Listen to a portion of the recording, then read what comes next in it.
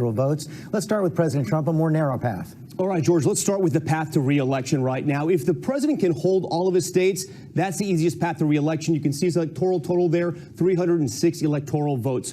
But let's talk about that blue wall for Democrats. Wisconsin, Michigan, and Pennsylvania. We heard Mary Bruce talking about this. This is where Joe Biden's path comes through. All President Trump needs, and his campaign acknowledges this, is one of these states. Look at his totals. He's at 260 now. If he wins Pennsylvania, it goes to 280. If he picks up Michigan, he goes to 276. If he picks up Wisconsin, 270, right on the nose. But he'd have to hold all three of those states. If for some reason Joe Biden wins all three of these states, it gets very tough for the president. He would essentially have to hold all the states he had in the South, and the election moves west. He'd have to turn Nevada, which is very tight right now, and New Hampshire, which he's been campaigning in, but the polls are very spread out. This would be a very difficult path for the president. As for Joe Biden, we've been talking about that. Let's go back to 2016. This is how the map ended up. Joe Biden comes through the blue wall right here, these Rust Belt states. If he wins all three, look at his number, 278. But let's say, for argument's sake, the president wins Pennsylvania, right?